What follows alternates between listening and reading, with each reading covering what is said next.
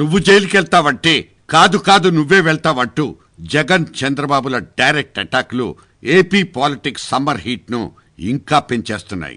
ఎన్నిసార్లు జైలుకెళ్తే అంత గొప్ప ఫ్రీడమ్ ఫైటర్ అంటూ ఒకప్పట్లో ఉన్న లెక్క ఇప్పుడు తెలుగు పొలిటికల్ గ్రౌండ్ మీద రీసౌండ్ ఇస్తోంది రివెంజ్ పాలిటిక్స్. పగలు ప్రతీకారాలతో రగిలే రాజకీయాలకు తమిళనాడు కేర్ ఆఫ్ అడ్రస్ అంటూ దేశమంతా చెప్పుకునేవాళ్లు. ఒకరు మార్చి ఇంకొకరు పవర్లోకొచ్చే పిచ్చి ట్రెడిషన్లుండబట్టే అరవగడ్డ మీద అవినీతి అరాచకం, ఆనక జైల్లో చిప్పకూడు ఇవన్నీ శరామామూళ్లే. ఆస్తుల కేసులో శశికళ జైలుకెళ్లి కూర్చున్న వేళా విశేషమో ఏమో. ఇవాళ దాని పొరుగు రాష్ట్రం ఆంధ్రప్రదేశ్లో కూడా ఆ జైలు గొడవే ఎటు చూసినా.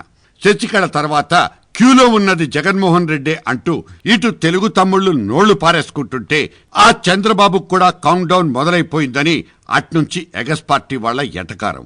జగన్ చంద్రబాబులిద్దరికీ మొసళ్ల పండగ మొదలైపోయిందని మధ్యలో కాంగ్రెస్ పార్టీ ఎగసెక్యం. ఇప్పటికే ఓసారి జైలుకెళ్లొచ్చిన అనుభవజ్ఞుడు జగన్ నోట ఇప్పుడు జైలుపాటే పదే పదే వినిపిస్తోంది. వైజాగ్ ఎయిర్పోర్ట్లో రన్వే మీద ఒక డ్రామా జరిగితే అక్కడ జగన్ చేసిన రంకెలు టీవీల్లో రిపీట్ల మీద రిపీట్లు కొట్టేశాయి. అందర్నీ గుర్తుపెట్టుకుంటా ఎవరినీ వదిలిపెట్టనంటూ జగన్ చూపుడు వేలుతో హెచ్చరించిన సీన్లు బాగా రక్తి కట్టించేశాయి. పవర్లో ఉన్న పచ్చ పార్టీకి కొమ్ము కాస్తున్నారన్నది పోలీసుల మీద జగన్ మోపిన అభియోగం. నిన్న నందిగామ ఆసుపత్రిలో కూడా అదే ఆటను కంటిన్యూ చేశారు జగన్. పోస్ట్మార్టం కాగితాల కోసం డాక్టర్ని కలెక్టర్ని కొట్టినంత పనిచేసిన జగన్ సెంట్రల్ జైలుకెళ్లడానికి రెడీగా ఉండమంటూ ఏకంగా వార్నింగే ఇచ్చేశారు. ఏదైతేనేం తెలుగు పాలిటిక్స్ లో ఈ జైలు భాష మరీ మితిమిరిపోయింది. ఇటువంటి జైల్ బరో నినాదాల్ని జనం సిల్లీగా భావిస్తారా లేక సీరియస్ గా తీసుకుంటారా అనేది మాత్రం ఆ జనానికే వదిలేద్దాం. ఇక అధికార ప్రతిపక్ష నేతల్లో ఇప్పటికిప్పుడు జైలు యోగం ఎవరికెక్కువన్న తూకం లెక్కలు కూడా అప్రస్తుతం. ఈ రాజకీయాలున్న పవర్ గేమ్లో పోలీసులు పోలీస్ వ్యవస్థలు కేవలం పంజరంలో చిలకలేదన్న క్లారిటీ అయితే అందరికీ ఉంది.